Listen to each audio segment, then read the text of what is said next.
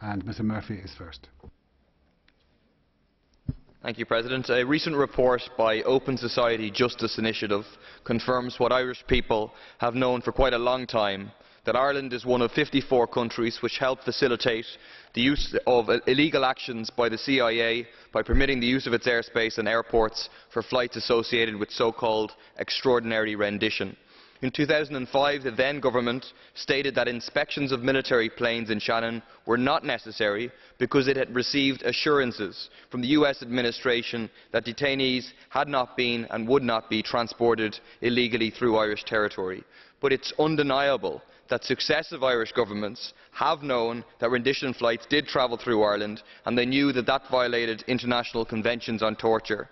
But for the sake of maintaining good relations, a special relationship with the US, they did nothing except cover up kidnapping and torture. That's a microcosm for what has happened across Europe.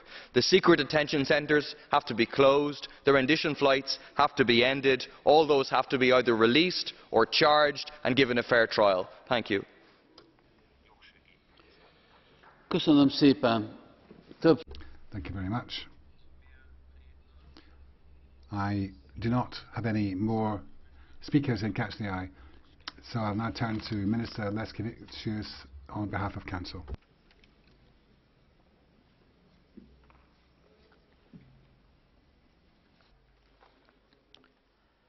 President, Vice President of the Commission, honourable members. Let me state again that the Council fully shares the view that respect of human rights and international law in the fight against terrorism is fundamental. A number of speakers this evening have called on the Council to investigate allegations of Member States' involvement in a programme of transportation and illegal detention of prisoners by the CIA. The Council consists of the representatives of the governments of the 28 Member States, even if it had the legal basis to do so. The Council would never have the political support of all 28 Member States to issue a statement about such involvement, let alone initiate investigations. I realize that may be frustrating to members of this House to hear, but we also operate within the framework of rules which have to be respected.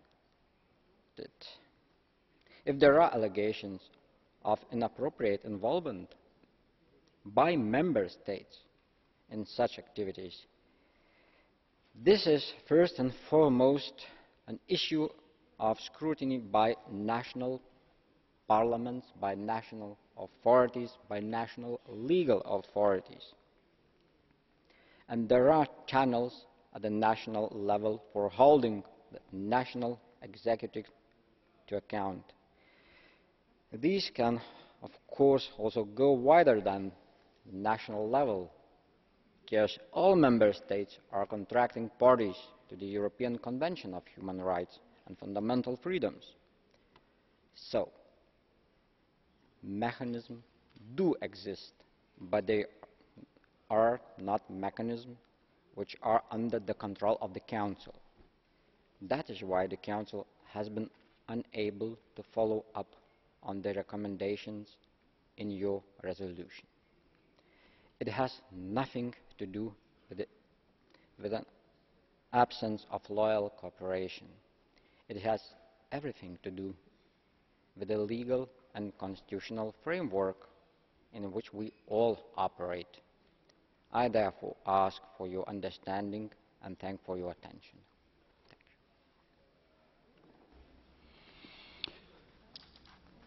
Thank you very much. It was clear. We have 4 different proposals. And now I close the debate and we will vote tomorrow at noon. A következő napirendi pontunk a tanács és a The next item on the agenda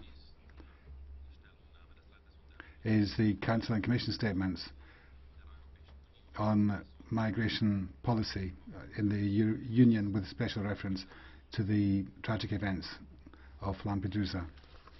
And first of all, Minister, on behalf of Council.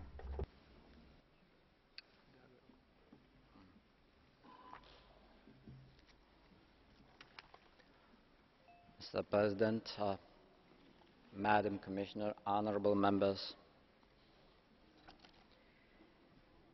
no one can remain unmoved by the tragic events which took place last week off the coast of the Italian island of Lampedusa. This is not the first such incident, but on this occasion the scale of the tragedy and the number of deaths and casualties have been particularly shocking. I would therefore like to begin by offering my profoundest sympathy on behalf of the Council to all those families of the victims and those affected by this tragic event. I would also like to underline the commitment and solidarity of the Council as a whole to the Italian authorities, and indeed all those in the area who find themselves at the forefront of the huge challenge of coping with the arrival of many migrants, people who are simply seeking a better life for themselves and their families. The tiny island of Lampedusa, with a population of only 6,000, has unwittingly found itself as a port of entry for the whole of the European Union. This places an immense burden on the authorities there. We cannot allow this further tragedy to pass without taking resolute action. We owe it to all those who might be tempted to cross the Mediterranean to the European Union that similar tragedies aren't allowed to happen again, never again. And let us be clear, this is not simply a challenge for Italy. It is a challenge for all us. The implications of this tragedy are Europe-wide. We need solutions at a European level, and we need solutions for the long term. That is why ministers meeting in Luxembourg yesterday had an extensive discussion on the Lampedusa tragedy. Our Italian colleague briefed his colleagues on the accident and the action taken by the Italian authorities.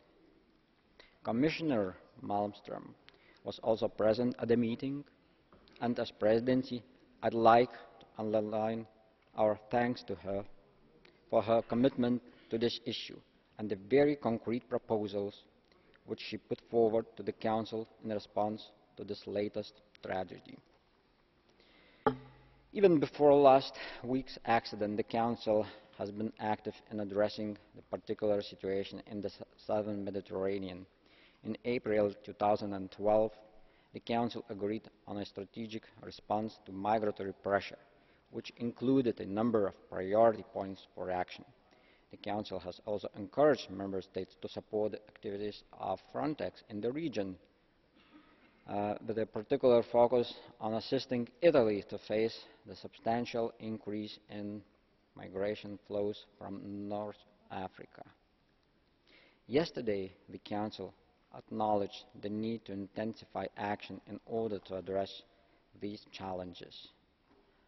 Further efforts are required to step up cooperation with countries of origin and transit countries, in particular by strengthening existing frameworks such as the dialogue on migration, mobility and security with third countries. We must also intensify the combat against traffickers in human beings and smugglers.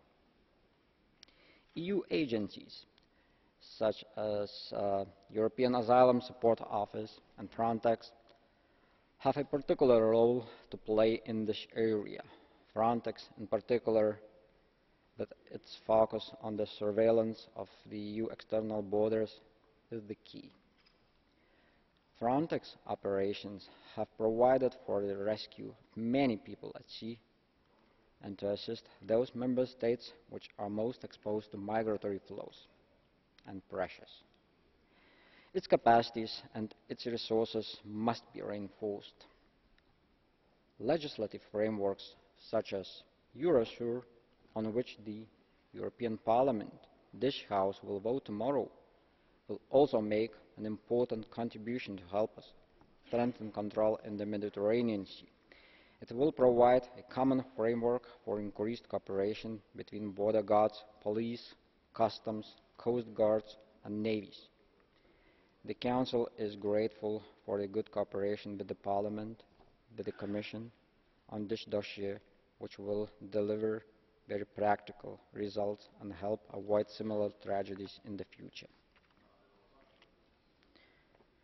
Following discussion in yesterday's Council, the Commission has taken up a proposal from Italy to convene a task force to identify whether we can use the wide range of tools at our disposal in a more effective way. President, Madam Commissioner, honourable members, a wide range of actions and activities are already deployed to try to ensure that the tragedy such as we witnessed last week cannot happen again. More can always be done.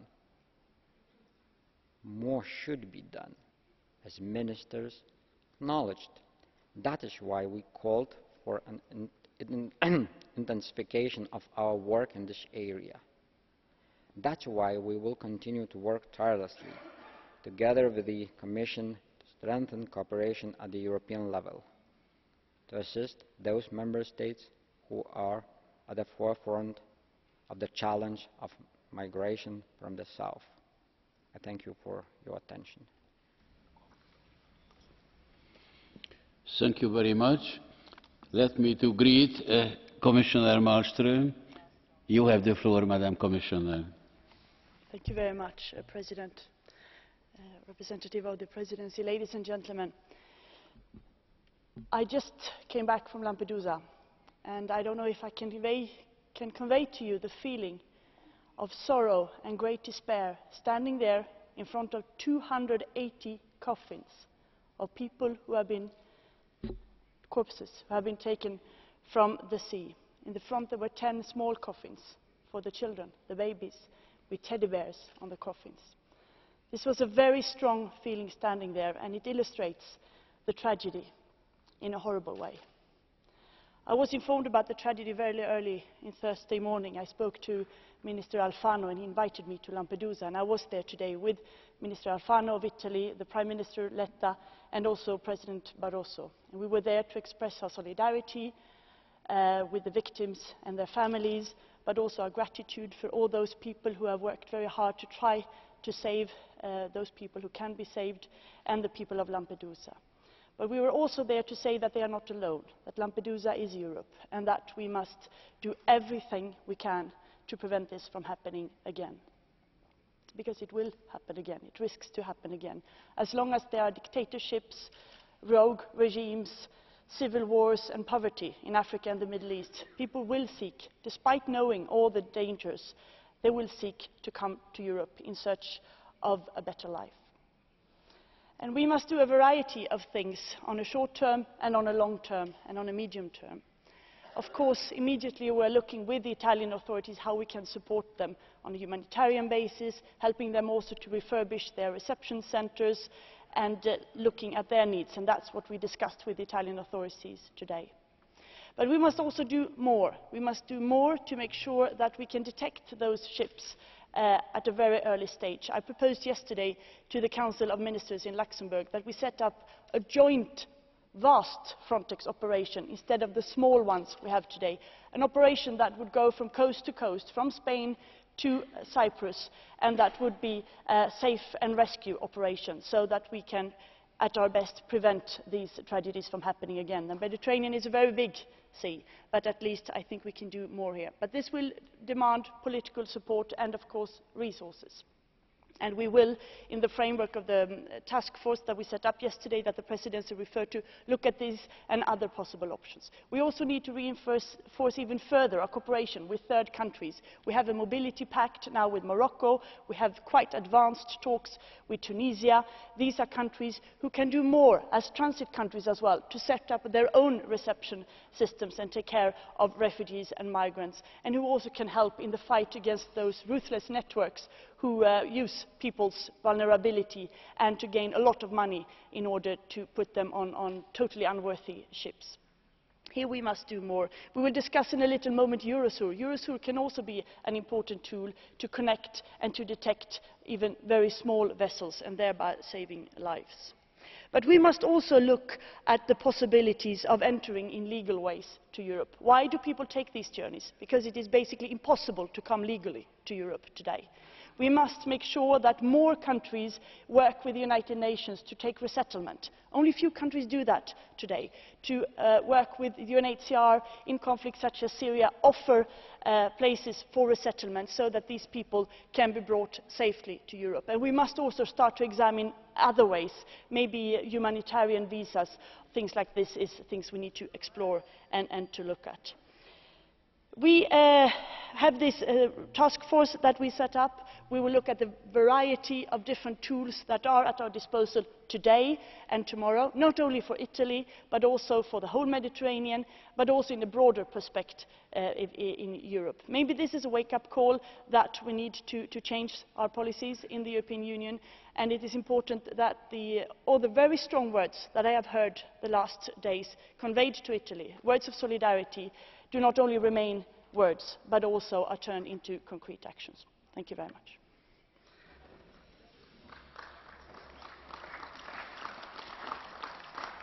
Thank you very much. The next speaker in the name of the European People's Party is Giacolino. Mr. Giacolino, you have the floor. Sì, grazie, Presidente. Thank you, President. Madam Commissioner, President in office. The Commission has only just got back from Lampedusa, where she's just told us that together with Mr. Barroso and the Italian authorities, she's seen the exceptional situation which we've all been moved to see. And this requires a tangible response. The people there, as well as the refugees and the families of the victims, are all looking to us to do this. On a number of occasions, Commissioner, we've focused on the need for greater resources, not just for Italy, but for all the countries along the southern border who face these flows of irregular migrants. Of course, we have to uphold human dignity. We need compensatory measures for Lampedusa and all the areas affected. The €30 million promised today by President Barroso are a partial response, just like the Frontex task force that's been proposed. We have the beginnings of response there, but only a partial one. Is unlikely to be commensurate with the task because, as you all know, Commissioner, the refunding of the treaty has seen 10 member states responsibly providing support, but what about the others? There's no solidarity. What are we talking about here? Is there going to be a real effort? It's all very well you listening to us all, but we need a policy for burden sharing. We need to be able to spread the migrants. We need to draw a distinction between economic migrants and asylum seekers. We need a common approach, a reciprocal arrangement, as you touched on.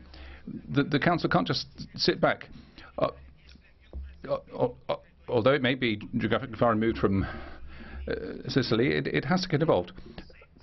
To wind up, President, we have to get the national governments on board on this, otherwise we'll get nowhere in Europe. Köszönöm szépen. A következő felszólaló Guillaume asszony. Thank you very much. Next is Madame Guillaume, 1.5 minutes. Thank you very much. This debate, more than any others, has shown how many migrants are dying in trying to reach European soil, and you've spoken about the most recent tragedy with great emotion. This is a terrible drama, giving rise to many emotions, but this debate cannot be reduced to cosmetic effects and the hypocrisy that we've been witness to for many years.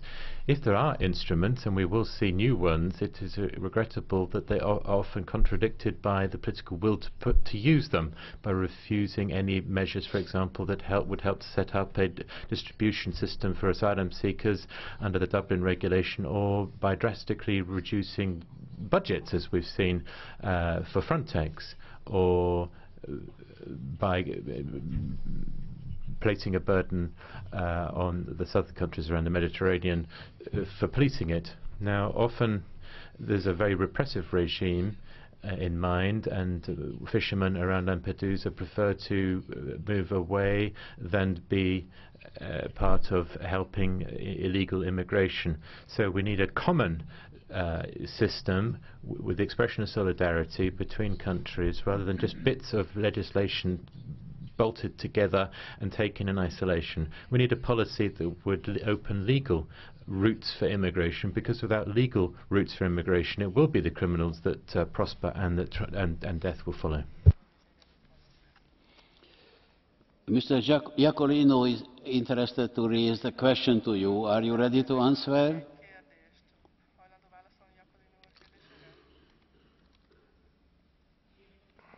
Presidente, mi spiace. President, I'm sorry to take the floor again so quickly, but may I put it to Ms. Guillaume that her hypothesis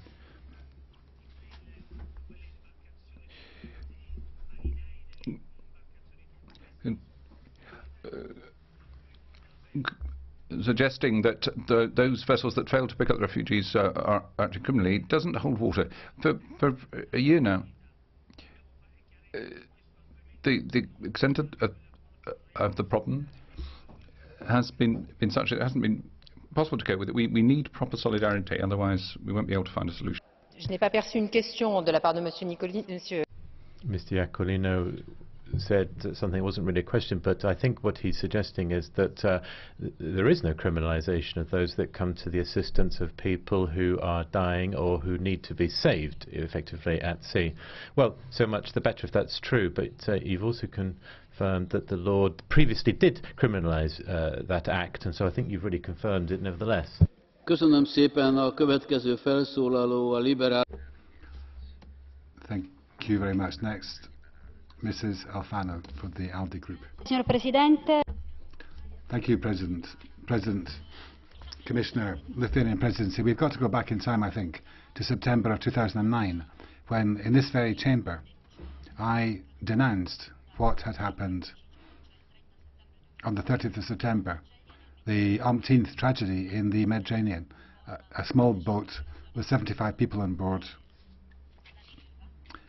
which was drifting and had sunk with all hands. Silence from Italy, deafening silence from the European Union, and all those people who lost their lives. And that was not an opportunity for, this was not, who was to blame? The European Union, the member states, Italy. And now the shadow of past disasters is hovering over the Mediterranean again and over Lampedusa. We need to modify the Dublin Convention. That's where to start from. I have been following what's happening today, Commissioner Malmström, and I regret that you have been challenged, and you've been very present and been very active in this area. In Lampedusa, I have state funeral for the victims. Now there is another aspect here. 200, 300 people dying in Lampedusa getting a state funeral, but the survivors are being investigated, they're being interrogated, will no doubt end up in prison, and they may come to the conclusion that they would have been better off dead themselves. Member states, remiss for not having done what is necessary.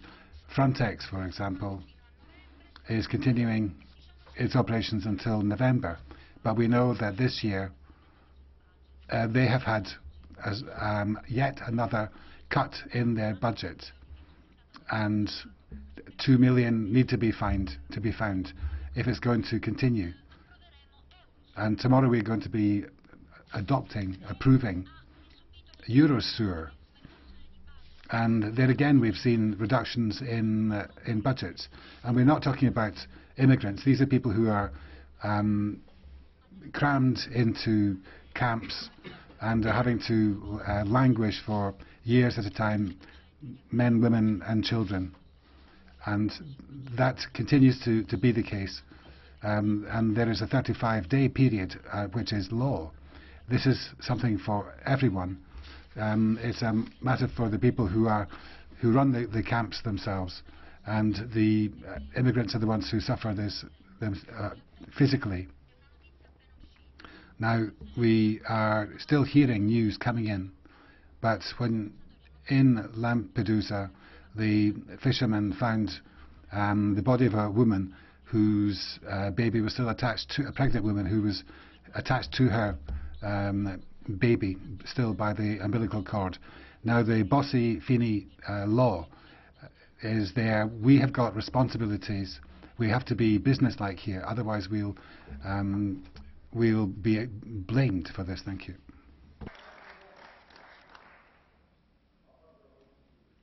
It's a very difficult issue, and despite all of the difficulties and feelings, I ask the colleagues to maintain the speaking time.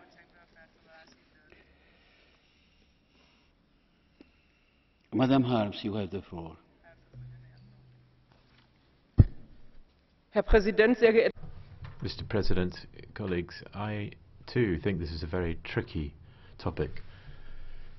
I think Pope Francis expressed it perfectly well by saying that there's only one word to describe this disaster, and that is scandal. It is a scandal. It's a scandal that the European Union has happened in Lampedusa again, something which we've been aware of for a long time. The Mediterranean is a mass grave where too many people for too many years have found themselves in desperate situations and lose their lives, and this is the result of a refugee policy enacted by the EU which tries to put people off and frighten them away. And I think the Pope was all the more correct when yesterday the Home Ministers of the European Union decided that they would not change a jot about the refugee policy of the European Union. I think that's totally unacceptable, and this debate must lead to a situation where the Parliament in October comes up with a proposal as to what must change. In future, all people, regardless of whether they're part of Frontex or Eurosur or a civilian or military vessels, must see it as their duty to come to the aid of people, refugees, adrift on the Mediterranean. It is absolutely crazy that we have to keep stressing this, given that we've seen so many catastrophes of this kind. We must ensure that asylum legislation that we already have is applied in all countries of the European Union. It needs to be implemented in all countries, also in Italy and Greece, and we need to ensure that all countries of the European Union do their bit, play their part, and look at the figures. These are no excuse for us not to live up to our responsibilities, in particular because we don't permit any form of legal immigration for these people. They cannot come here with prospects, and because the figures have been quoted so many times in recent days, tell you about a few other figures. There's about 50 million people in the world who are fleeing in refugee camps In Uganda, for example, 500,000 to 1 million people have been present. There are growing problems for people who, for one reason or another, have had to leave their countries because of persecution or famine or war, and we count the numbers of thousands of people who are going to have to be taken under our wing in the EU. And if we carry on in that vein, then I hope that the Pope will step up to the plate and speak out against those politicians and those parties in Europe that call themselves Christian in their title. Thank you very much for your attention. There are 2 blue cards to you. Mr. Stoyanov, are you ready to answer to Mr. Stoyanov? Are you ready to answer? Yes? Mr. Stoyanov? Thank you, President. What you are saying is really worrying, Mrs. Harms. 2 questions on my part. Are you trying to convince us that we have the moral obligation to give shelter to all the people in the world that are experiencing some problem? All these 50 million people that are in the refugee camps? And if yes, do you think this is possible? Dass wir alle aufnehmen müssen, aber ich weiß. I'm not saying we have to take them all in. There are proposals of the UNHCR, the refugee organization of the UN, as to how we Europeans must live up to our responsibilities for those people who have lost their homelands and who live in great fear of persecution, and we can at times give them better protection. These are decisions which must be taken rapidly, because the loss of nationality and your home is a great challenge for the whole of the world in this century. Now, Mr. Brons. Yes, I was impressed by the generosity of the lady about this 50 million. I wondered how many she's prepared to house in her own home, or are the poor and homeless in Europe supposed to make way for them and remain poor and homeless?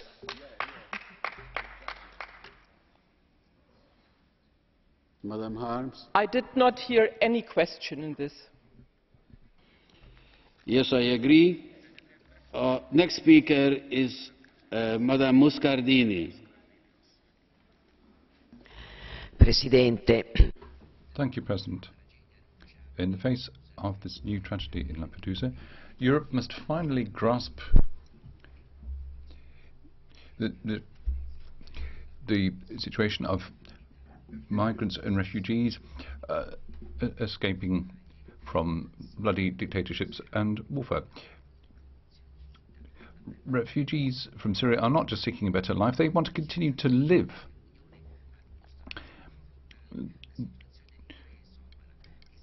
Europe has decided to take action on Somalia. Somalia is applying pressure to Eritrea, leading to migratory flows from there.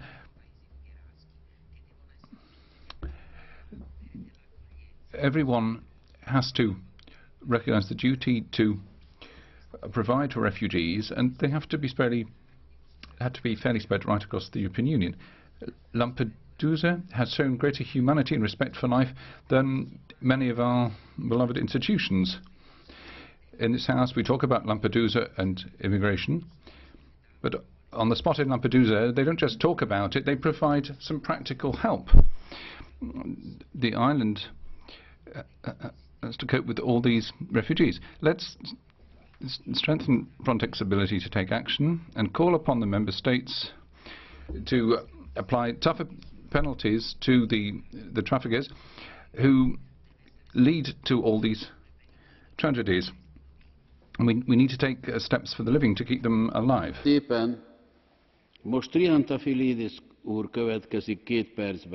Thank you. Next is Mr. Triantafylidis for 2 minutes. Thank you, Mr. Chairman.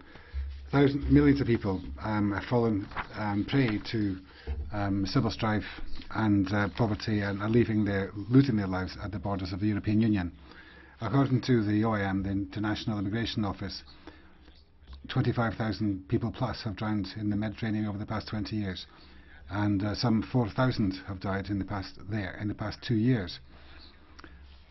The tragedy of Lampedusa demonstrates once again the failed policy of a fortress Europe, which consists in criminalising the refugees and spending ever more massive amounts of money on tightening the border measures.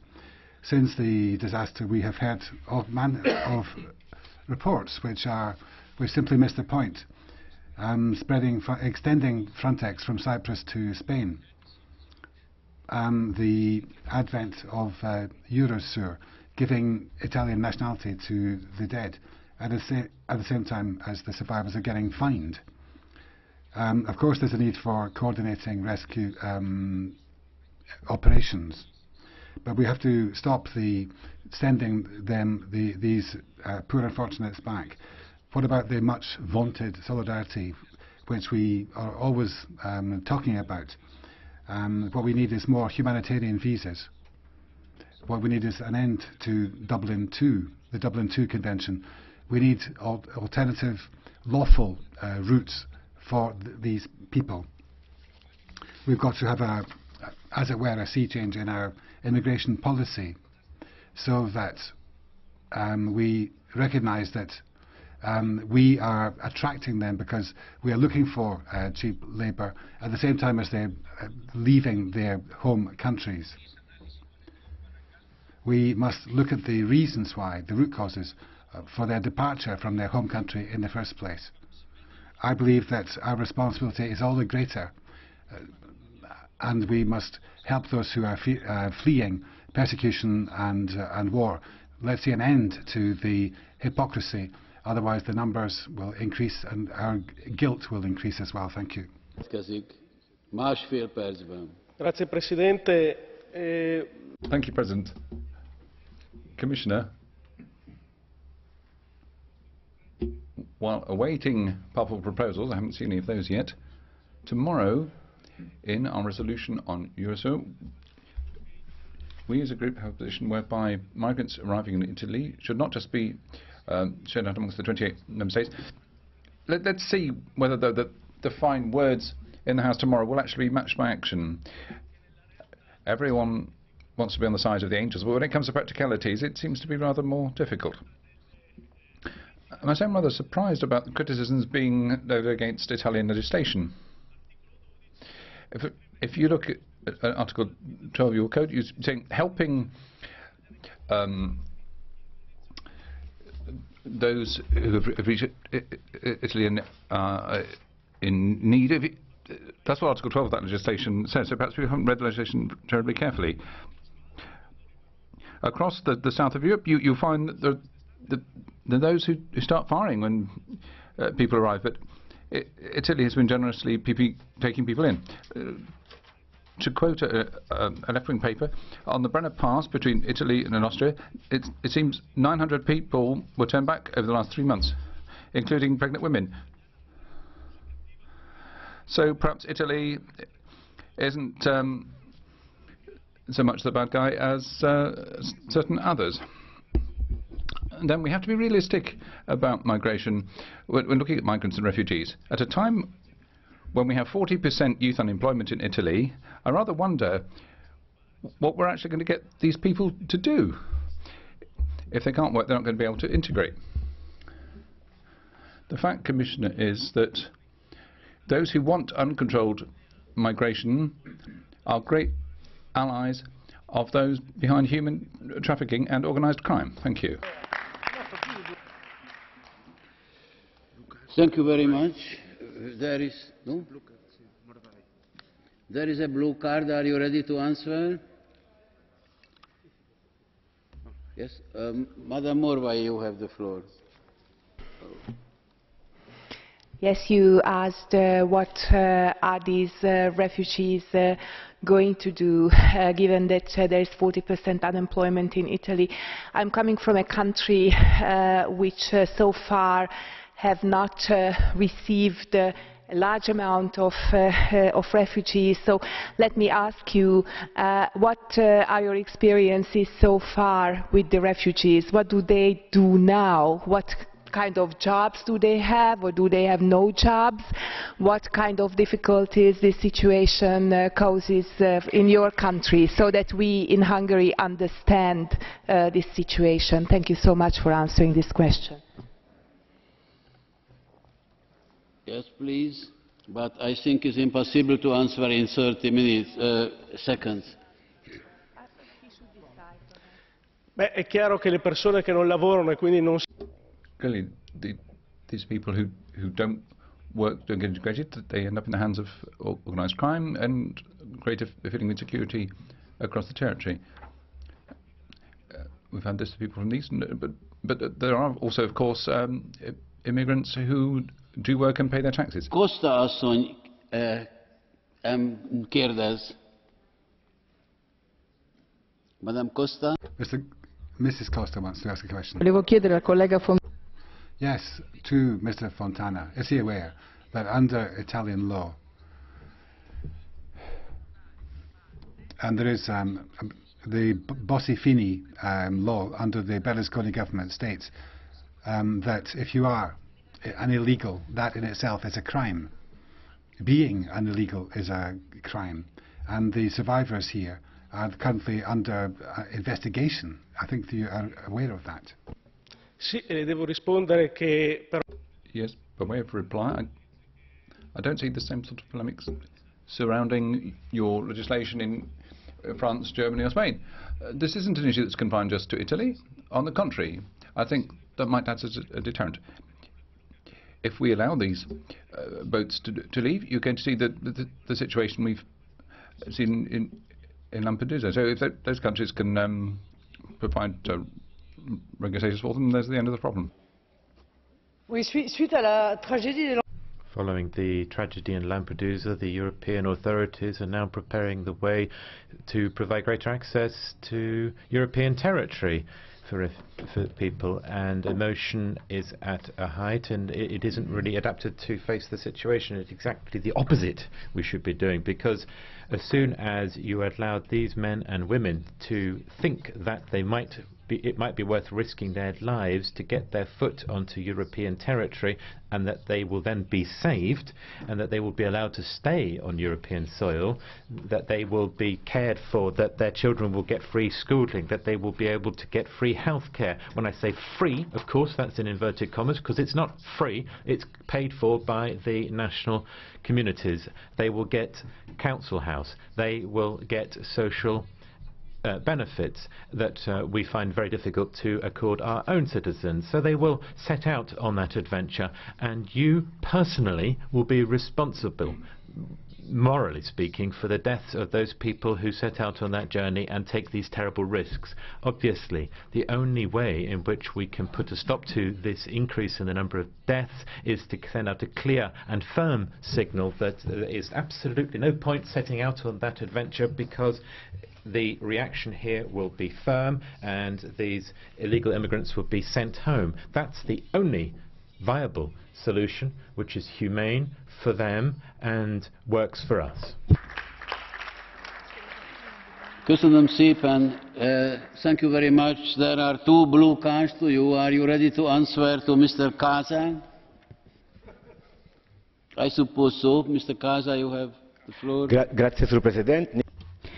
Thank you, President. I wish to ask Madame Le Pen, so you're actually saying that we save these people when they actually sink on their boat. However, even if they have persecution and they're being persecuted in their country, we actually send them back.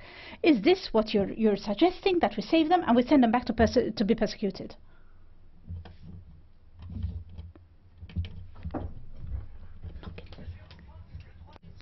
Explosé de 72.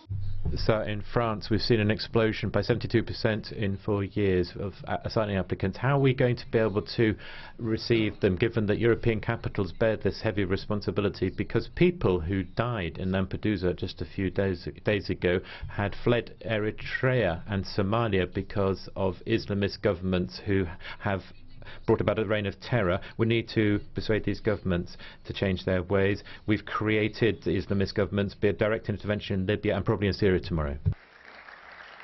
Mr. Angourakis, you have the floor for half a minute. Thank you, President. Can I put a question to Madame Le Pen? Your country, NATO and also the EU have got an imperialist policy in Africa and in African countries, and the situation of exploitation which exists between Europe and particularly France with its colonial past, perhaps they could have a change of heart so that people can live in their own countries and not have to face this kind of odyssey and this dangerous adventure. And then they wouldn't need to make the trip and to drown in the Mediterranean. I entirely agree with you, sir. We're one of the only movements that have pleaded for cooperation with Africa under all circumstances. And you're quite right that we have to fight the scandalous pillaging of world commerce, of African resources by governments that force Africans into exile and then make it our responsibility to pay for their upkeep. Thank you. Signora Anna. Grazie, Presidente. Thank you, President. After all this grief and all the work to go to the rescue of those who survived, there is now anger in Lampedusa, an island which feels itself abandoned in the face of the 280 coffins, some of them white, as Commissioner Malmström reminded us, with children's toys on them. And can I say a warm, heartfelt word of thanks to you, Commissioner Malmström, because I think that listening to you, we can understand the anger. President Barroso has said that this is a problem for Europe as a whole, and that all of us must answer the questions put by Lampedusa. We also appreciated what you have said today about solidarity for Italy. This must transform into concrete action. These words are full of meaning, and they will be monitored in hard fact as well. Italy and other countries which have a Mediterranean coast are looking for practical and timely action. First of all, a compulsory European system of burden sharing for humanitarian emergencies. But earlier on, Madame Le Pen was saying that we need to stop these flows. But are we going to do what we did 2 years ago when France closed its frontier, its borders? At the time of the war in Libya, and that was just an Italian problem, according to them. I think not. Let's look again at what happens in legal terms when in the country of first arrival, and let's recognise that it's not just a problem for the first country. And asylum, perhaps in other countries, is only something which is discretionary in the member states. I believe that we need operational plans with Frontex, and we need to make better use of the money we spent, because too much of that goes on overheads and not on actually helping people. Thank you.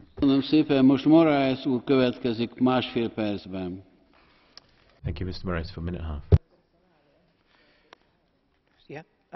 After what we've heard, just let us remind ourselves that when people are fleeing persecution, they do so, yes, because some are trafficked to find work in the European Union, but some because they are fleeing torture and persecution. And let's remind Marine Le Pen that vast majorities of the world's asylum seekers are pouring into developing countries and neighbouring countries, vastly outnumbering the number of refugees and asylum seekers that come into the European Union. Some people need reminding of this simple fact. The fact is, Commissioner, that you mentioned that there is a vast Frontex operation since the JHA Council, and I think you said very movingly what you saw in Lampedusa. This is both a problem for the people of Italy and Lampedusa, but it is, as we can all be witness now, a problem for this chamber, because since the late 1980s we have been assembling here in the Parliament and for the Commission, because nobody should point a finger at the Commission, a common European asylum policy, and yes, some people opt out of it. But the Mediterranean has been vast before this tragedy, yet Frontex and its assets have been meagre. And the Asylum Support Office has not been adequately funded, the distribution key has not been in place, burden sharing has not been happening, and that's because of the Council. Procedures and reception conditions, if they were all in place, we would have had a comprehensive asylum policy and a package in place that would have created a balanced asylum policy that would now be in place. We wouldn't have had this sticking plaster in place on a tragedy, a terrible tragedy, and we wouldn't have had these reactions now which we've had to put in place. So let's have these now emergency reactions at the next European Council, which we call for this to be a priority, and let's then have the long-term policies put in place that we've been asking for in this Parliament, and yes, the Commission have been supporting. Grazie, onorevole Griesbeck. Thank you. Ms. Griesbeck has the floor for a minute and a half. Thank you very much. We are stuttering and history is stuttering, and in this hemicycle just about a year ago the same people were speaking after the Lampedusa accident in May 2012 and the massive inflow of immigrants, and many members of this Parliament went down there to have a look and realise what sort of difficulties the people were experiencing with regard to fundamental rights and the need for a new migration policy for Europe.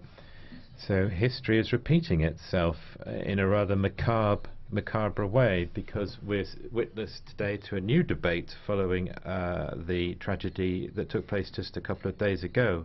Another drama reminding us of the everyday reality that we're perfectly familiar with, involving men and women and children fleeing not only economic problems, as we've heard from the National Front representative, but also fleeing wars and violence, and who are displaced people and who think that they will find refuge in Europe. And the situation, despite this repeated debate, is the same. It's the same as it was last year. So what is the point of us in this House, and what is, above all, the Council doing? What are the member states doing? This tragedy could have been avoided if our comments had been heard. 25,000 deaths over the last 20 years in the graveyard that is the Mediterranean, and the EU is given the Nobel Peace Prize whilst doing nothing, standing by as men, women and children die, not seen as human beings but people fleeing. And so what do the member states do? They're hypocritical in their policy. We talk about Frontex, we cut the budgets, we have various different instruments, but there's no cohesion, no consistency between them. And Europe is the scapegoat often, but it's actually the member states that ought to be stepping up to the plate and doing this via Europe, living up to their obligations. These dramatic migratory episodes result from people not falling in love with Europe. After all, we hear all these demagogic speeches, but they flee for their lives. Thank you, Madam Flotre. 1.5 minutes. Thank you, President. The other day, the President of Parliament expressed the hope that the tragedy in Lampedusa would give rise to a change of course in the migration policy in the EU. And I think that the Council yesterday and your declarations today suggest that we are seeking to accelerate, to step up the existing policy, widening the scope of Frontex operational programme. But what's the analysis? After 25,000 people drowning in the Mediterranean, what kind of migration policy do we have? money for Hermes, but what's the analysis? Where was Hermes failing? What was the reason for Frontex's failure in Lampedusa? Are we not going to change our priorities? You've said that there are not legal channels for immigration. That's true, but how do we develop and build up the lawful immigration channels? Listening to you today and to Council today, I cannot hear it, the answer. Obviously, cracking down on illegal immigration is not the only reason why these people end up in these unsavoury circuits. And cracking down on the immigrants, I think in itself is one of the reasons why we get these disasters. We really have to examine the root causes, and let's not think, I don't think we can believe the sincerity of the undertakings which are being given and the pledges being given, and the next boat could be laden with Syrians. Thank you. Onorevole De Martini, 1 minuto e 30. Mr. Martini. Thank you, Madam President. Commissioner, Minister. Enough is enough.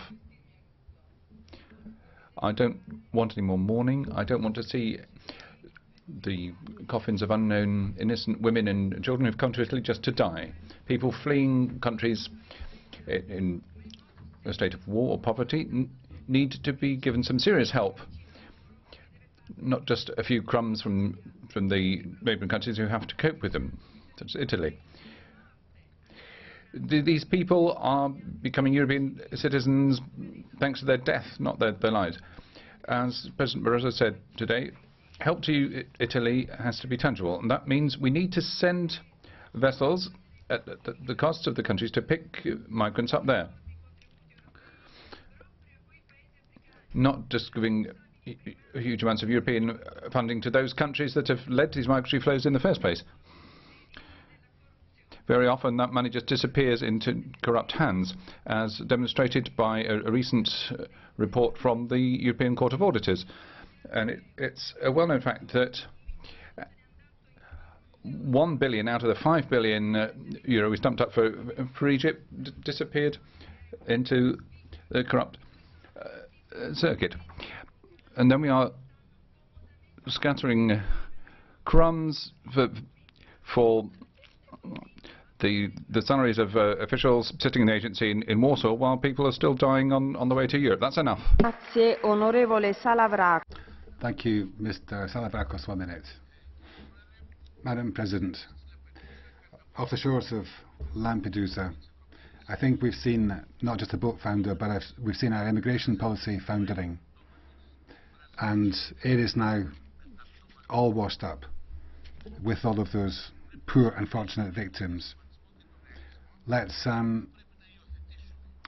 to see our way through this very emotional and emotive subject and find practical ways to address the legal and illegal immigration affecting our countries around the Mediterranean. Let's find an approach which is based on fairness and justice, so that there is proper burden sharing among our member states. The countries in the front line are facing an uphill struggle, and I believe that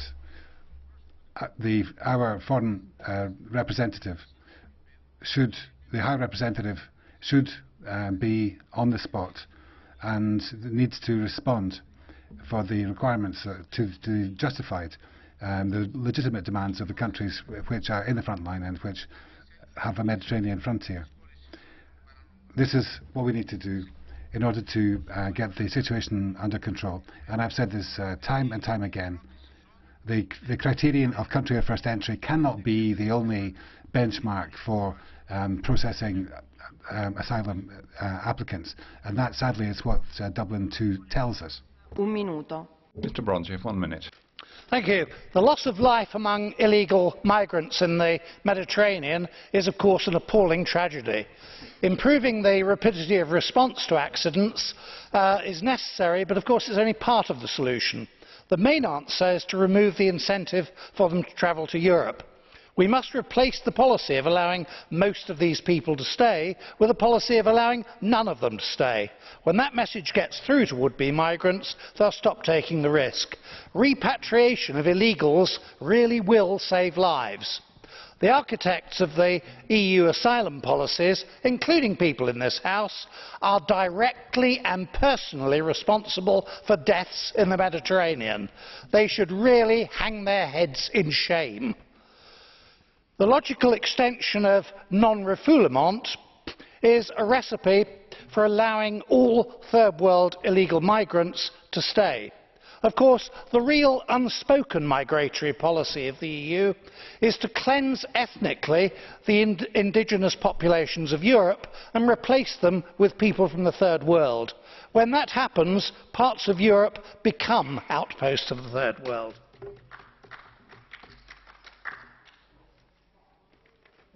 Díaz de Mera, un minuto. Thank you. Mr. Díaz de Mera for 1 minute. Madam President, I will start by expressing my solidarity with the victims and their families. The lives lost, the pain suffered, and the traumatic effect on the survivors need us to think more about what we can do to prevent any replication of this tragedy. Europe has a moral commitment it must enter into. First of all, we need to reform our legislation and draw a clear distinction between migrants who are victims and deserve greater protection as opposed to mafia-type organisations that need to be hit hard. Then we need to step up our investment in the countries of origin and transit and sensitive areas so as to promote stability and ensure that there are adequate opportunities there so that these people can have a future there.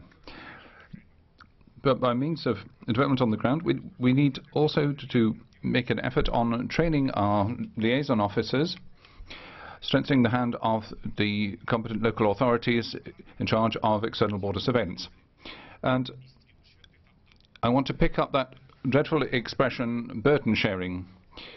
Why talking about human beings as if they are a burden? Madam President, what we rather need to do is distribute solidarity better and organise solidarity better. That's not what's happening in Syria. Certain countries are making up for all the other member states' failure to take in adequate numbers. Onorevole Sassoli. Thank you, Mr. Sassoli. 1 minute. Yes, Madam President. The shame of Lampedusa is there for all to see, and it comes at a time when we have got a responsibility. We ask our questions of the Commission, but the Council has to listen to Parliament more and listen to the Commission more as well, and not shirk the request for money, because there is a budget dimension to this, which we have got to prioritise in order to address this emergency. We should not be cutting the budget for Frontex. We should be helping the countries which are in the very forefront of immigration, which feel the pressure.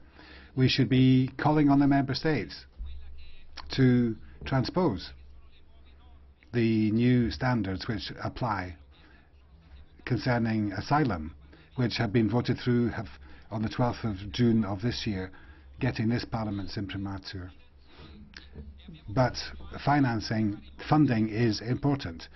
What we must do now is to, and this is an appeal to Council, make that extra effort to get the member states to change tack. In Italy, for example, changing the Bossi-Fini law, which states that survivors who have been shipwrecked should get, they should not be charged with illegal immigration to the point where those who have rescued them are then going to become accomplices. The Council cannot turn a blind eye to these facts. Thank you. Sassoli, c'è un cartellino blu da parte dell'onorevole. We have a blue card from Mr. Iacolino. Will you accept that, Mr. Sassoli? Posso? Prego.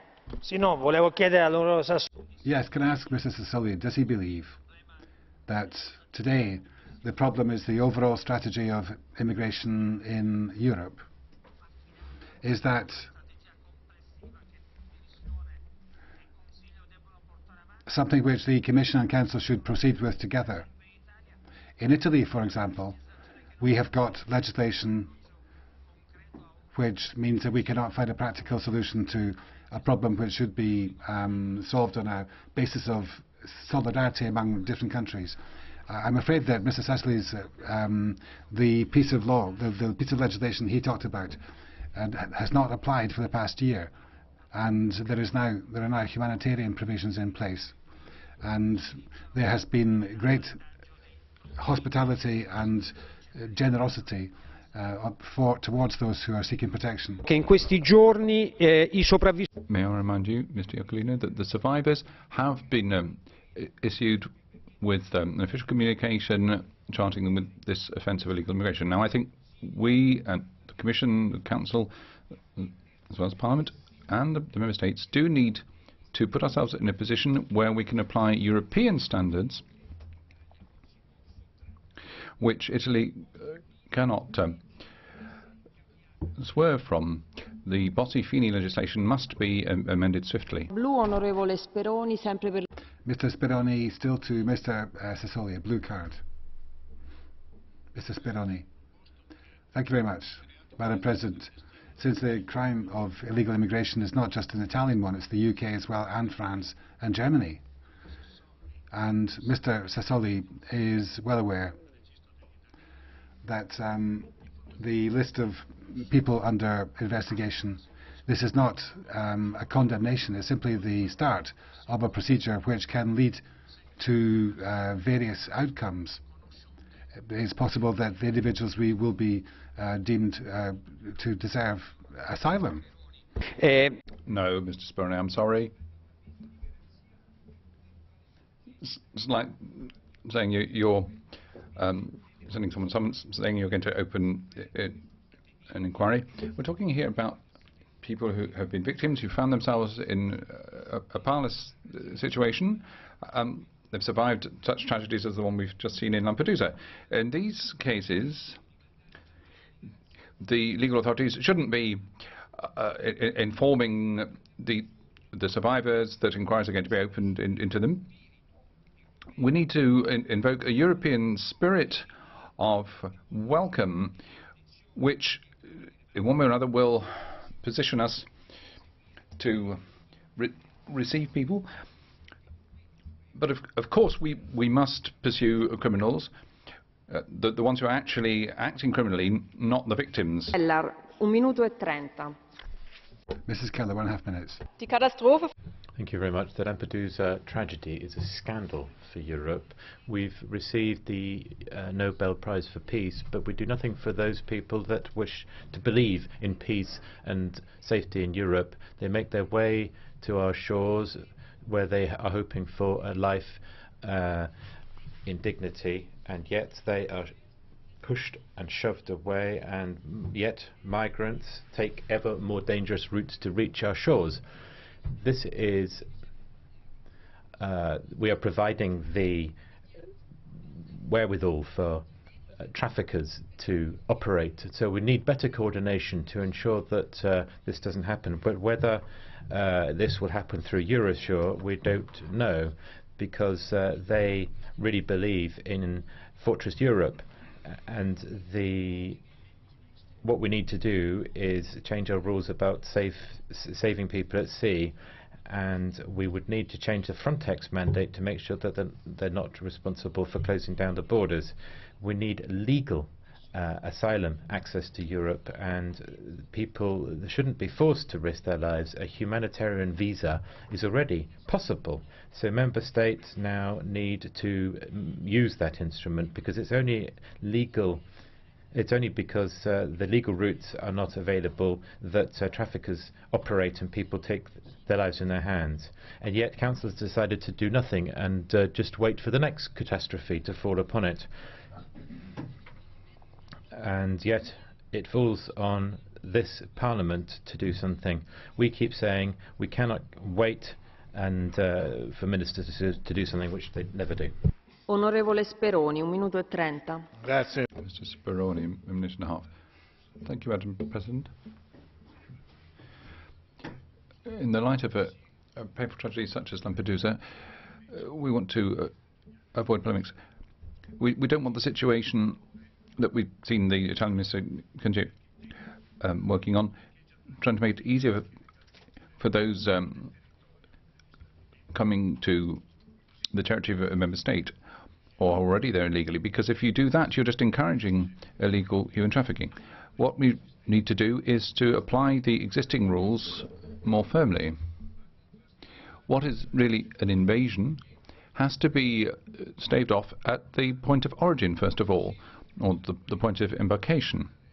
We need to make a contribution to improving living conditions in the countries of origin, and we need to pose obstacles to the passage of the Mediterranean.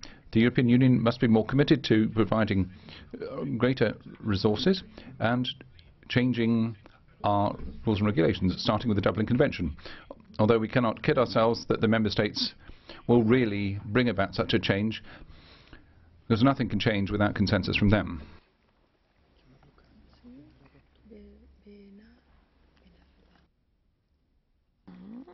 Onorevole Speroni, c'è un cartellino.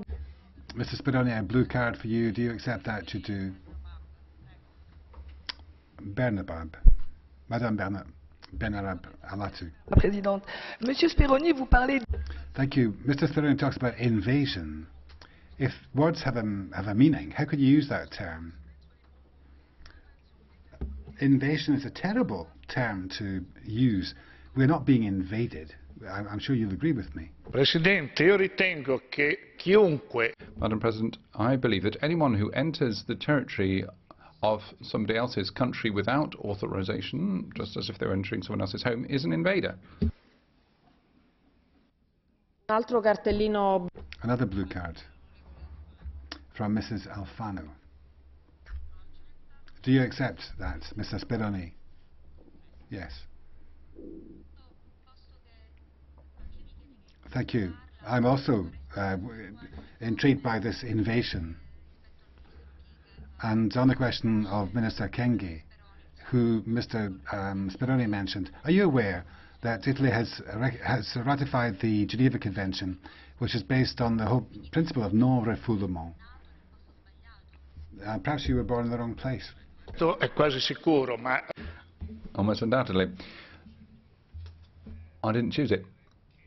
May I say that as far as the invasion is concerned, you don't carry out invasions just with tanks and troops. You can do it simply by entering a territory without the lawful owners of that territory having given their consent to your entry. I think it's only logical to talk about invasion in such circumstances. As for the standards of the Geneva Convention and the Dublin Convention, indeed they do provide for non-refoulement for refugees, but we need to establish whether all those who are entering our territory without our permission actually are refugees, or whether they should be assigned to some other category. Grazie, onorevole. Thank you. Mr. Kleiss, please, 1 minute. Thank you, Madam President. Many things can be done to avoid any repetition of disasters such as in Lampedusa. First of all, let's stop tolerating illegal immigration and actually rewarding it. That's the best way, because if illegal immigrants understand that they're going to be sent back to their country of origin, then they're not going to embark on that adventure as readily. Secondly, we must invest in technology under the Eurostar system, satellite images, radar, unmanned airplanes as well. We can be more efficient in tackling illegal immigration, and we can be on the spot more quickly when people are in peril at sea, and then we can save people's lives. Then thirdly, we must place the responsibility squarely on the countries of Northern Africa for rescue operations and recovery. Development assistance has to be conditional, has to be conditioned on them doing that. Onorevole Metsola. Metsola, 1.5 minutes. I can't do anything. Madam President, I had a different speech prepared for today, but I will not give that speech now. I am far too angry, far too sad at the horrific events we all witnessed in Lampedusa. We are all shocked at what we have seen. Our Mediterranean cannot change and cannot become a cemetery of broken people and shattered dreams. We cannot allow memories to fade and faces to become statistics. We cannot allow what we witnessed and shocked us to ever happen again. It is time to show the moral leadership, smart leadership, intelligent leadership that Europe is crying out for in favor of life. We must show the courage not only to tweet our outrage and sadness, but to propose holistic solutions that actually work.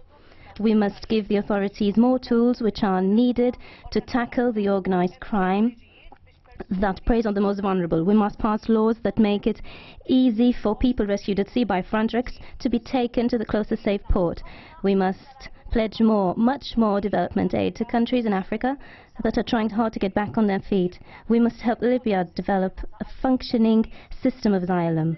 We must explore options of assessing asylum applications even in third countries and render the thousands of perilous journeys to Europe redundant. We must propose legislation that makes member states, including Malta, to step up to the plate and share the responsibility fairly, as much as it can. We must facilitate the process so that those who do not have the right to protection can be returned in a safe manner to their country of origin. Now is the time for leaders.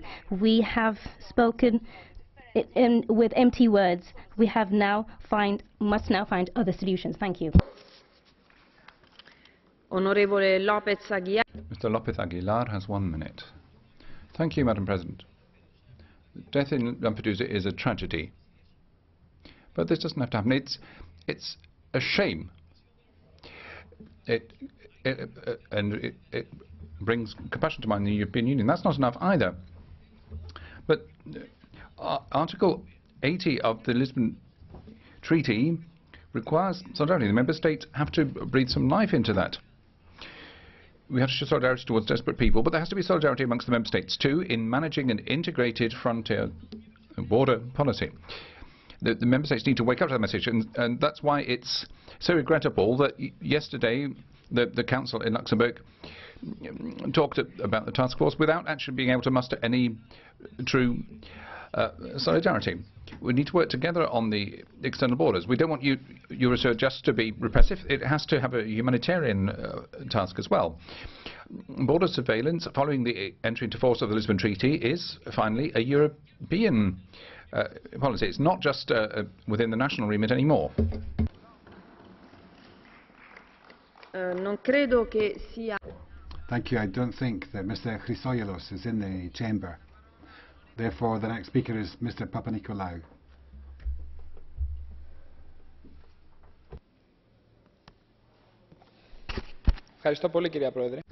Thank you, Madam President.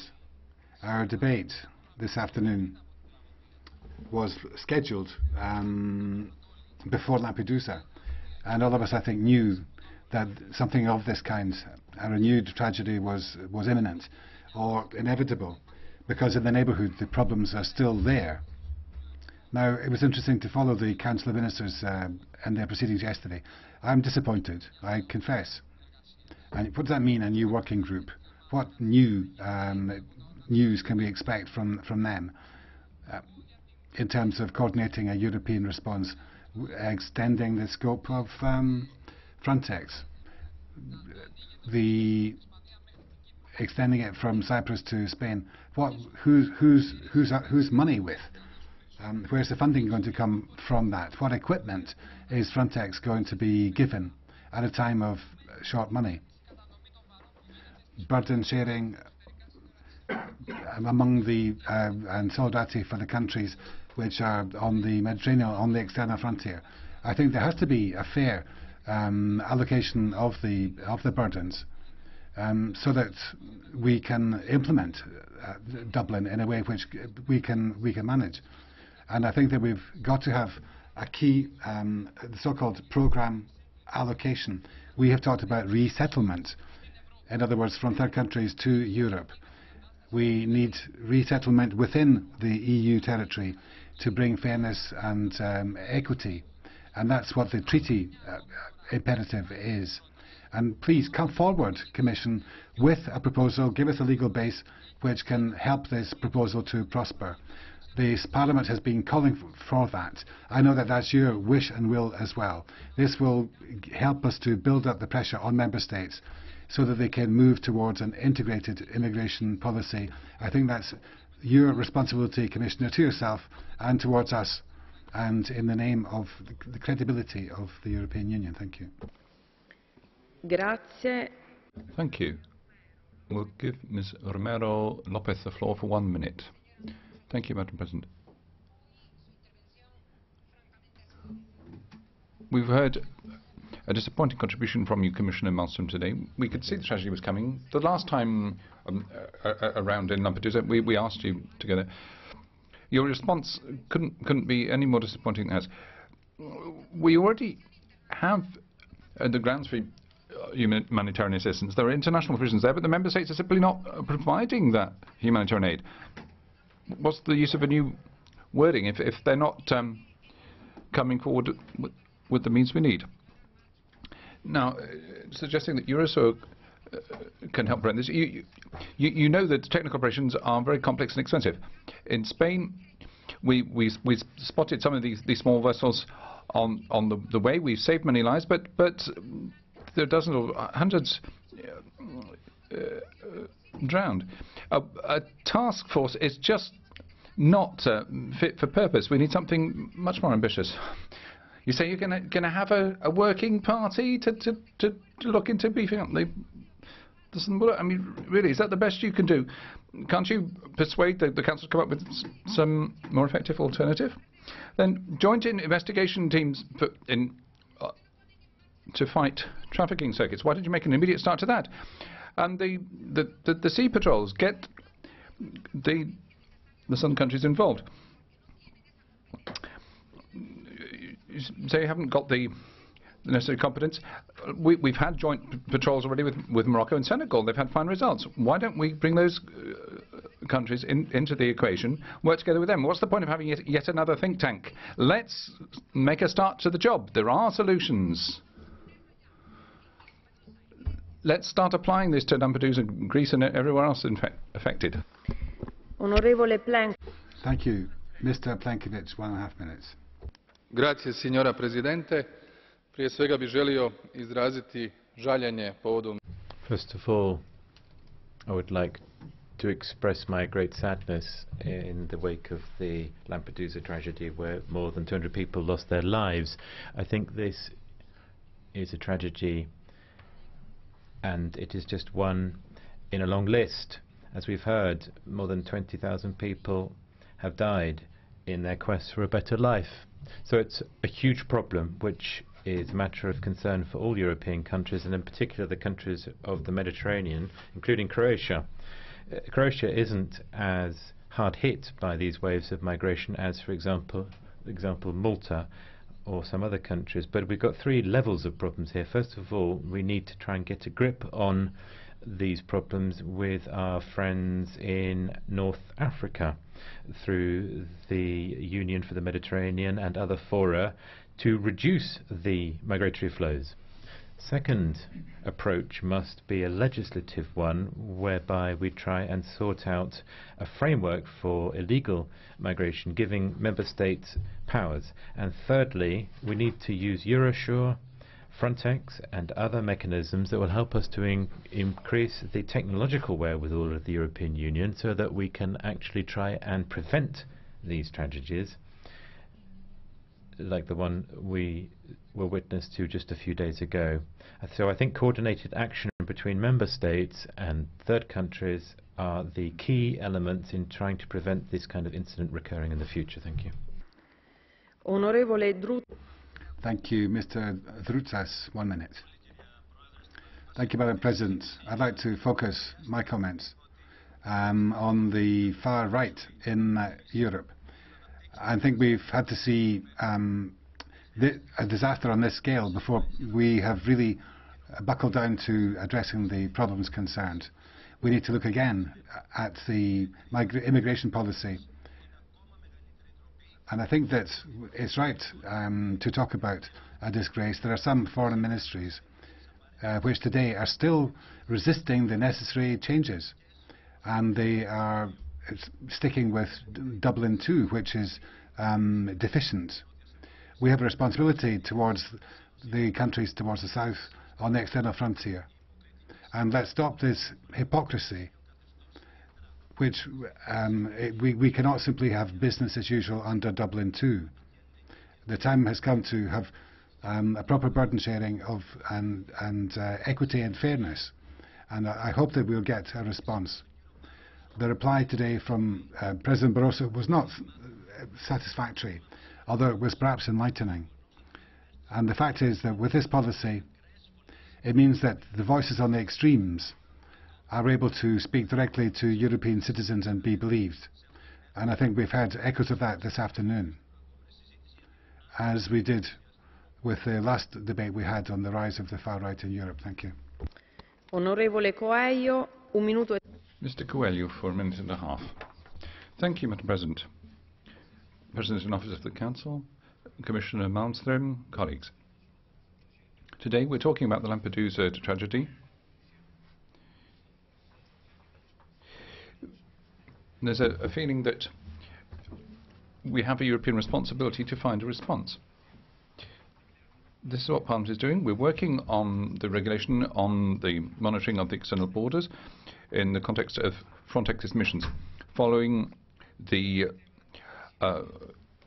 Court of Justice's decision to declare the Council's decision null and void.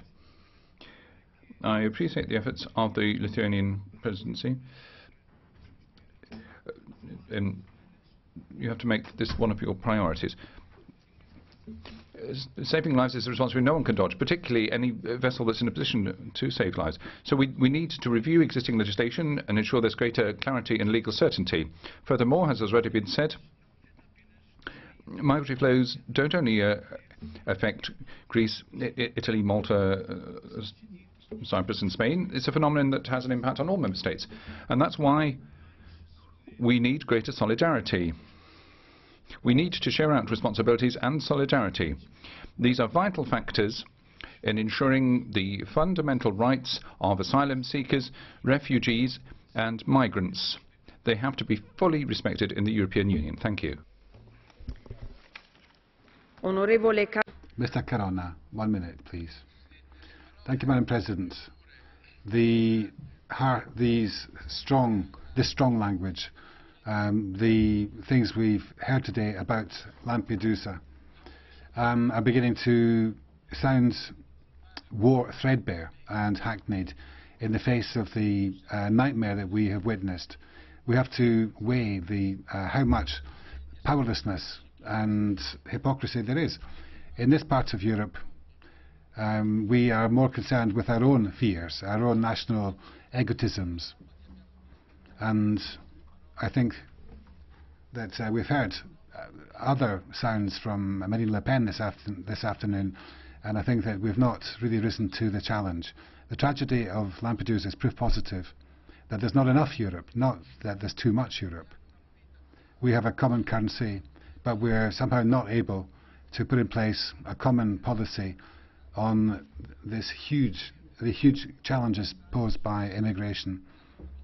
And we've really got to go from words to deeds. In Italy, as in the rest of Europe, Italy, we've got to change the Bossi-Fini law immediately. In Europe, we have got to introduce a humanitarian corridor and have a common approach to the frontiers, beef up Frontex, and get cooperation with all of the countries of the Maghreb and of all of Africa. If we don't do that, then we're not giving a future or a vision to Europe itself. Thank you. Thank you, Mr. Casa. 1 minute. Thank you, Madam Chair. For the last 10 years, I have heard this debate. Lots of things have been said, but very little advances have been made. And Malta and Lampedusa have been abandoned. They've been abandoned with the consequences that we have seen, the tragedy we have seen over the last days. We're not talking about 280 only. Let's not elude ourselves. Many others have died in the Mediterranean. Member states have closed their eyes and left Malta and Italy all alone. I hope that you feel guilty for this crime which is taking place in the Mediterranean. Today we must move from all our papers, from all our conferences, from all our words to what is happening.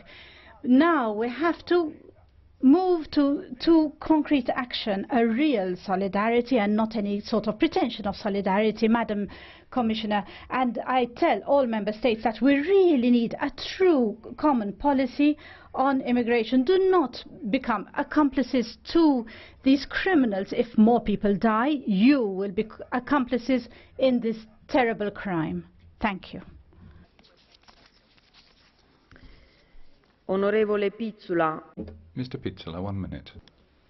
Dopustite da prije svega izrazim duboko žaljenje zbog I'd like to begin by expressing my very sincere condolences with regard to the Lampedusa tragedy.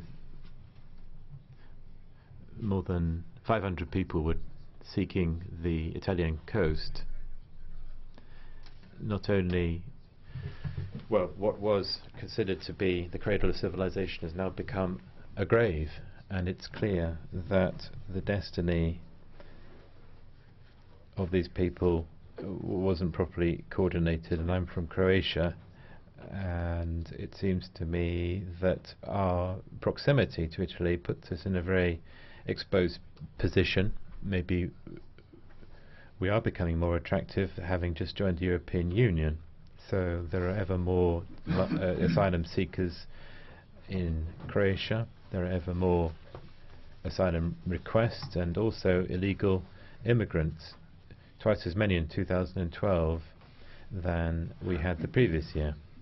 So the economic and political circumstances that force people to flee their countries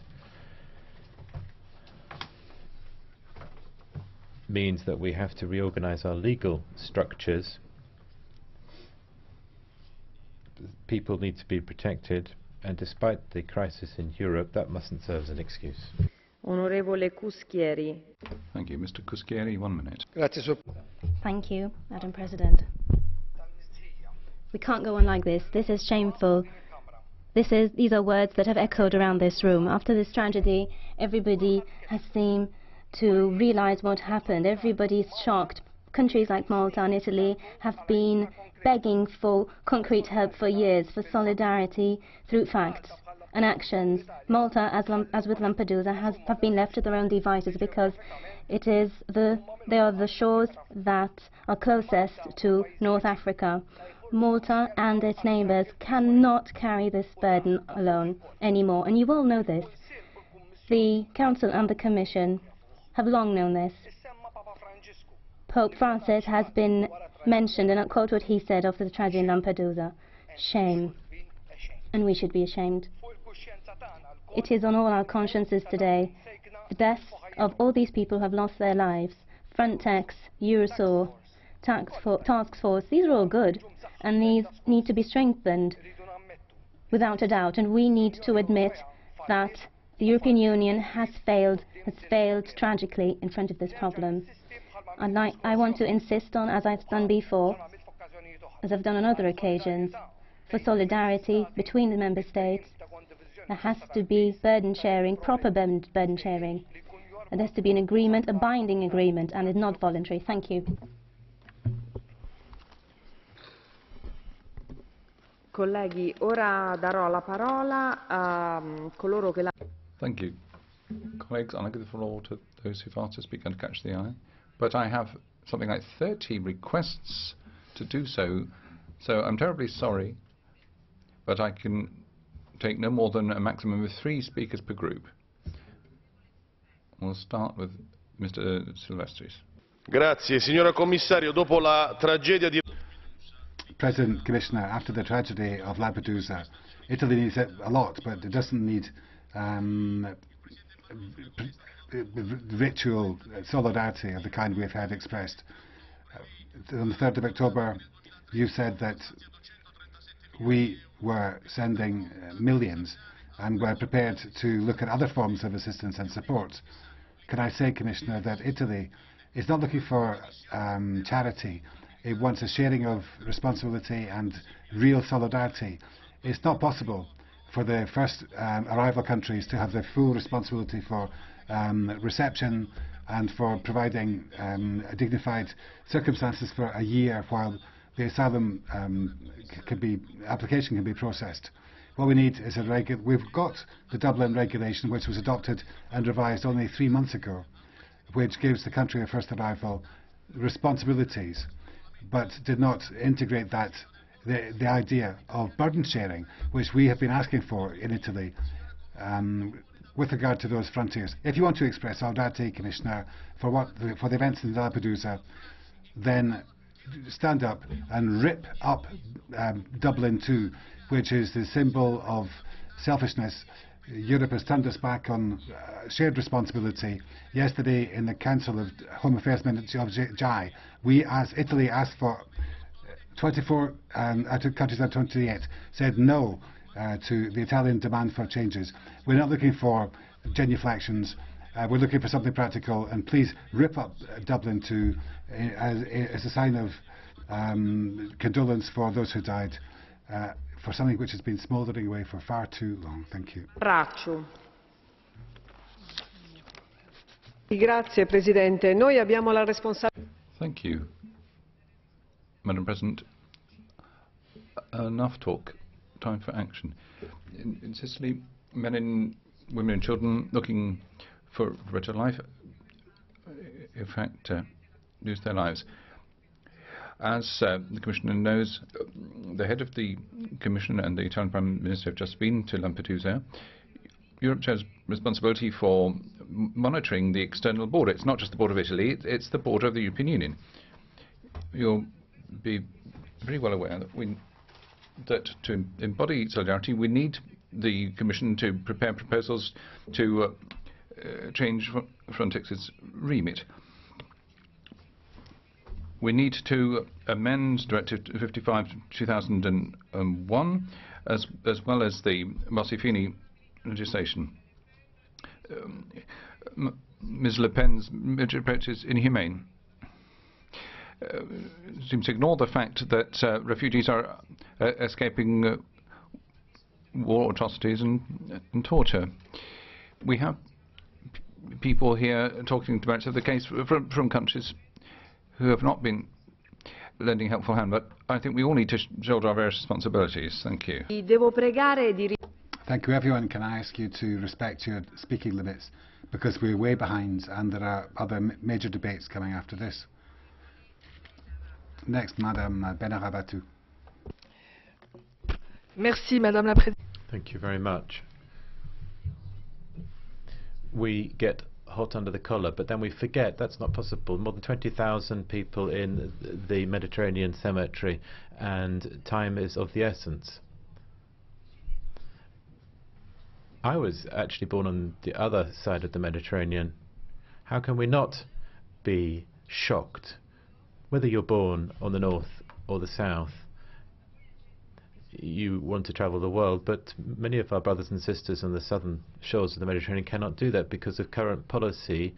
Visa policy of the member states leads to a fortress Europe. Member states, and it is the member states who have the responsibility, must escape from this crazy turning of a blind eye towards humans. It's not a migratory policy that we need. What we need today is a truly European policy to help people circulate, a mobility policy, if you like, and we need to make that work for people. Onorevole Bill. Thank you very much. Mrs. Bilbao Barandica. Gracias, Presidente. Thank you, Madam President. First of all, I extend my condolences to the families of the victims. Those who died in the Lampedusa tragedy represent a heavy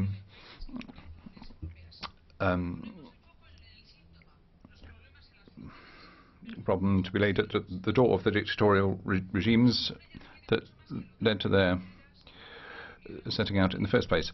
It's not enough to put on sackcloth and ashes and picking up boats here and there. Our governments were cosy with dictators who were overthrown in the Arab Revolution. We need a more practical relationship with the countries of origin. We need to turn to the founding values of the European Union. It's tyranny and poverty that are forcing people to leave their homes. Unfortunately, geostrategic or economic concerns seem to hold sway over those values. Well, so we need political honesty, not just resources, Commissioner Malmström. So may I ask you, why are existing measures not being implemented? When will this working group actually produce some action? And are the member states going along with you in your policy to square up to this problem? I'd be grateful for replies to those questions. Onorevole Angourakis. Thank you, Mr. Angourakis. Thank you, Madam President. The real culprit for the tragedy in Lampedusa is the imperialist policy of exploitation and the EU, NATO and the American wars. That's the background to this. And we're seeing harsh repression within the EU itself and in the member states. We need to look again and recognise that people are coming here to work in desperate conditions. I believe that Commissioner Malmström has told us that Frontex is to be extended from Cyprus extending to Cyprus all the way to Spain, and we have Eurosur as well. But I think that we've seen 17,000 people drowning since 1990, and these are the victims of Frontex, but also of the barbaric, exploitative capitalist system itself. Thank you very much. Mr. Obermeier is next. Frau Präsidentin. Ja.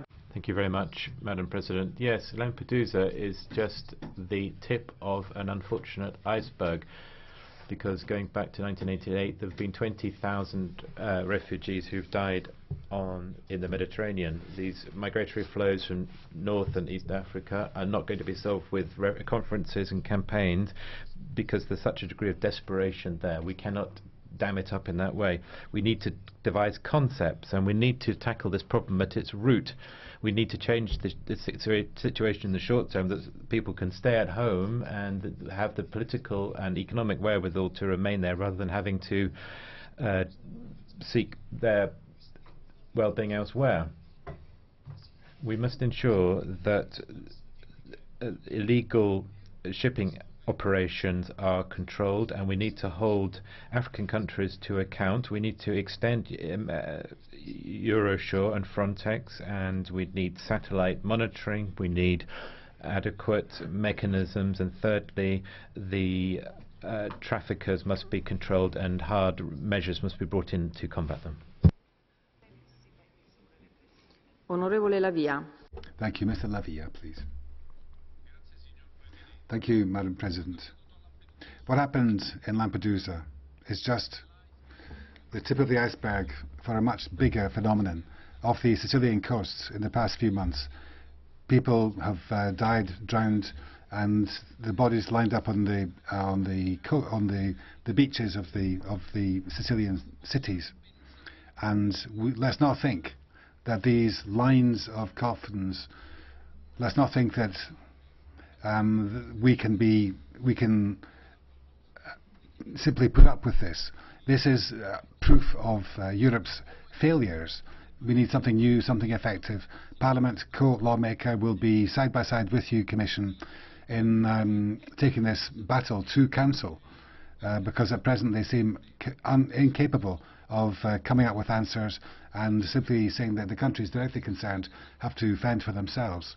We have new legislative packages, and we must do something for the islands. We did something for the small Aegean islands because they were ultra-peripheral. We must do something for these islands as well. Signora Bella.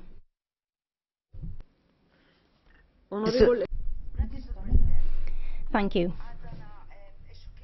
We're still shocked because of the Lampedusa tragedy and lack of solidarity.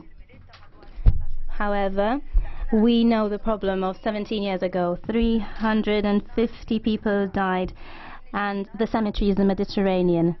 We didn't learn then, I hope we learn now. We have to understand that this is a European problem, and therefore we need more commitment on the part of the Member States. Help from the European Union has to be comprehensive and holistic. Above all, it has to be effective and has to lead to tangible results.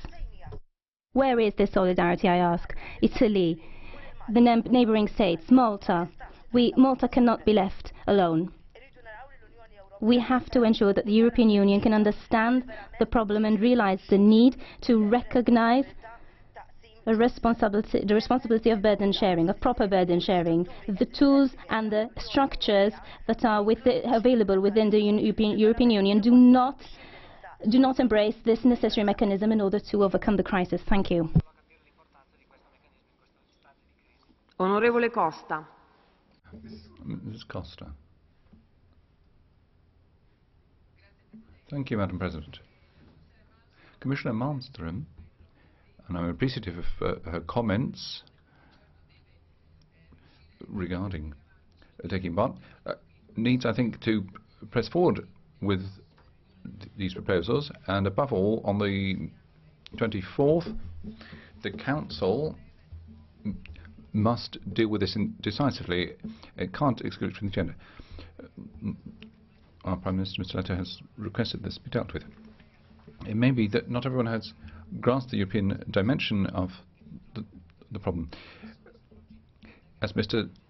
Sassoli has said, in Lampedusa, the survivors who have just been told they're going to be charged.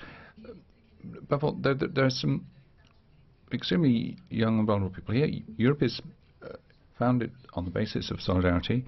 A common migration policy means you shouldn't just look at where they first enter European territory. We also need a much wider approach to dealing with how they will fit into Europe. There has to be proper solidarity amongst the states on humanitarian aid. We need a proper asylum policy.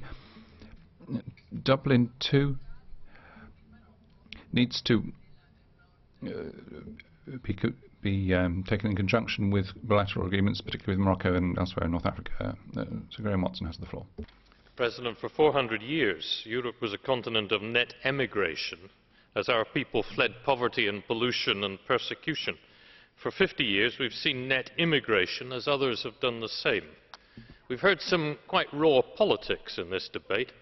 There are some on the left who want continued barriers against imports, leaving the poor with little choice but to vote with their feet, and some on the right who want a fortress Europe, shutting out with force or with fences those of darker skin or the Muslim faith.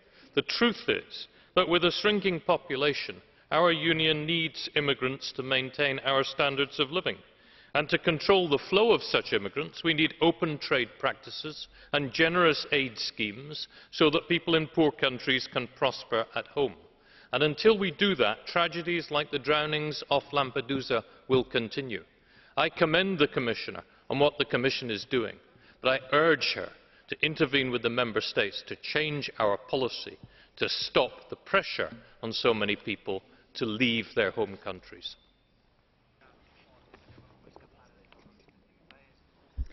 Onorevole Murphy. Mr. Martin. Thank you, President. The death of the over 200 refugees off the coast of Lampedusa are the tragic and bitter fruits of Fortress Europe. They are shamefully only the most recent deaths and victims of an EU war against migrants. Only 4 days earlier, 13 migrants were drowned by being forced overboard by human traffickers close to the Sicilian coast. Almost 20,000 such deaths have been recorded in the past 2 decades. Each time we have another of these tragedies, European leaders travel to the site, offer condolences and promise a political response. But the Commission solution here is the new border surveillance system, Eurosur. They claim that the system will help authorities to rescue migrants. It won't. It's about the further militarisation of European borders. It has a heavy participation of weapons manufacturers like Britain's BAE.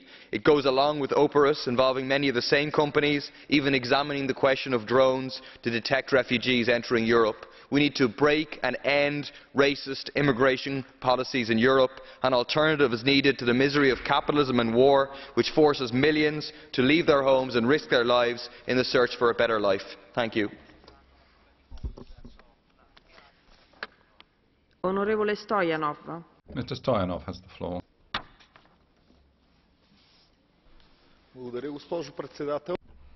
Thank you. Madam Commissioner,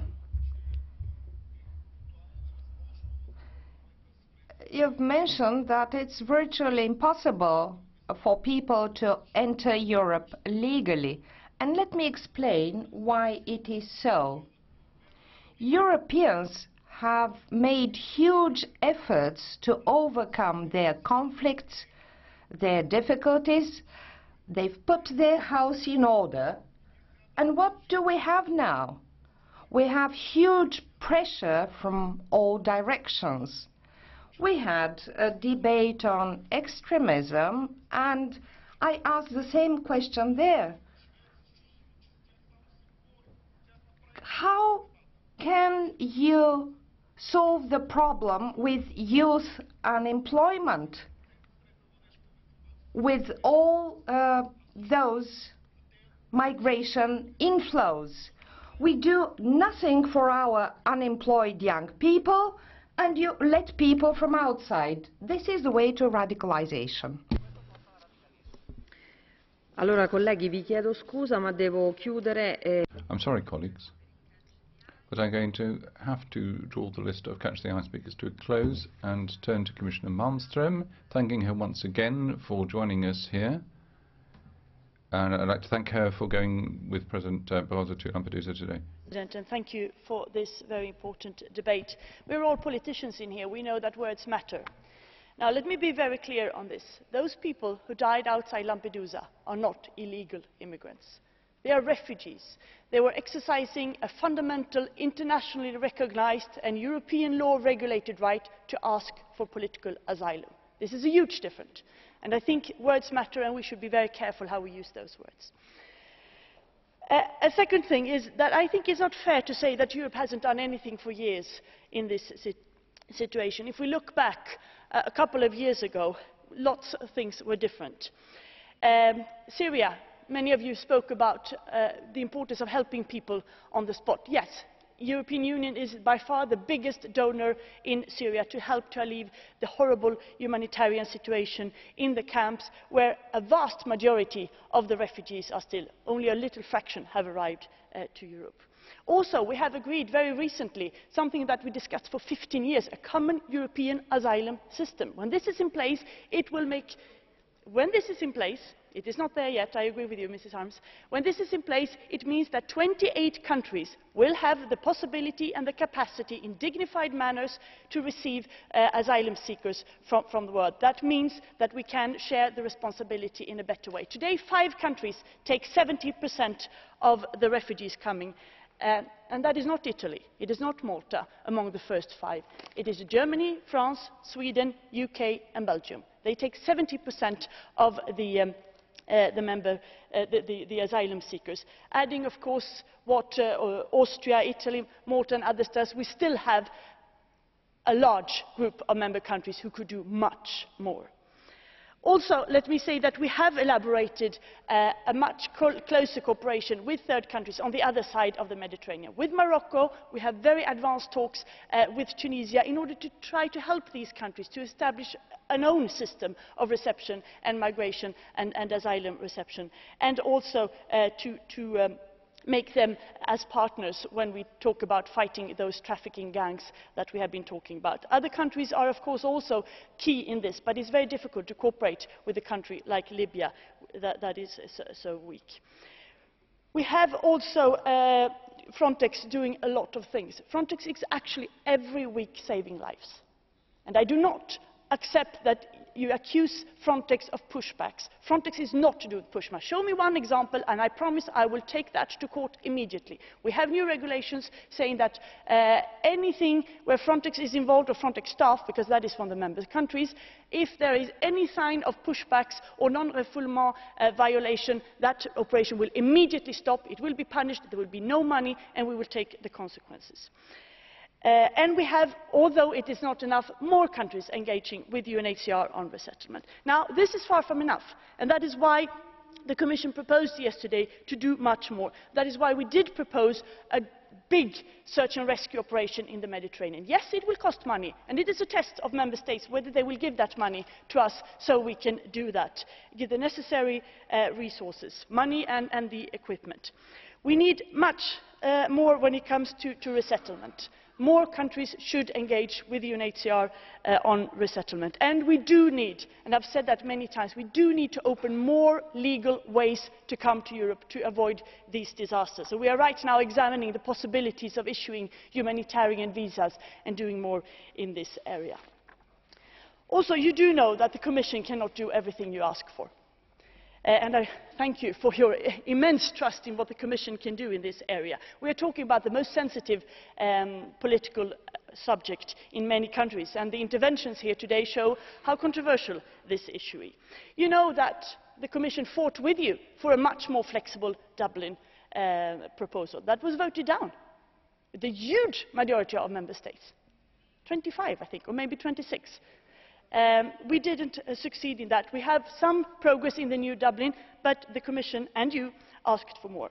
You know very well that I can't propose an obligatory mechanism of division of responsibility sharing. That has been discussed many times. 25 countries is against. We cannot force them to do. We can only ask for assistance, we can push, we can organise relocation forum, which we did for Malta. Now there's no Maltese left here. But there you are. Hello. Hi. Sorry, I didn't see you. The appetite for relocation is very meagre. The Commission can only provide funds. We can push, we can help, but we cannot force the member countries to relocate, neither from Italy or from Malta, even if we are calling for the countries to do this. We also have asked for help for other countries that haven't been mentioned here today. Bulgaria and Cyprus are also under large difficulties.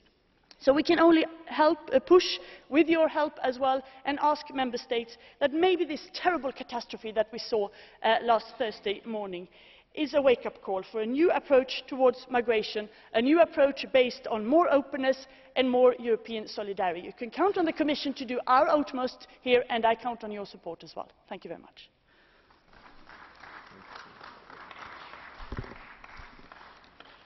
Grazie. La parola. Thank you. I'll give the floor now to Mr. Leškevičius. Madam President, Commissioner Malmström, honourable members, indeed that was a very important debate. No one can doubt the strength of feeling of all those present here at the recent tragic events of last week. This is shared by the Council. We agree that we have a moral responsibility to do all we can to ensure that such a terrible incident doesn't happen again. The extraordinary migratory pressures in the southern Mediterranean constitute a shared European challenge that requires solutions at the European level. We cannot expect those member states which are most directly affected to shoulder the burden alone. Therefore, we will, of course, continue to consider this issue as a shared responsibility. I have already set out numerous areas where the Council is taking action, in close cooperation, of course, with the Commission. But we accept that our action needs to be intensified, and the tools available to us must be used to their full potential. I would like to highlight the particular importance of the Eurosur system, which will provide information in real time on the situation at external borders, thereby enabling enhanced cooperation between the relevant agencies. This is due to be voted on by this House tomorrow and should enter into force in December. Eurosur could already have made a difference last week at Lampedusa. Cooperation with third countries also has to be further developed, as it was stressed by many of you. The activities of Frontex have been strengthened, but clearly the events of last week show that we should never be complacent, and there will always be more that we can do. And yes, I echo all those who spoke up for more solidarity, for more European solidarity. Speaking concretely, as provided for in the Frontex regulation, there are specific provisions allowing the agency to assist Member States in circumstances requiring increased technical and operational assistance at the external borders, taking into account that some situations may involve humanitarian emergencies and rescue at the sea. As part of the Hermes operation, all the assets present in Lampedusa were immediately sent to the place where the accident occurred. Frontex is co-financing 2 coast patrol vessels in Lampedusa, which took part in the search and rescue operation. Additionally, a Frontex co-financed fixed-wing aircraft from the Italian Coast Guard was sent to the area to provide area support to the search and rescue operation.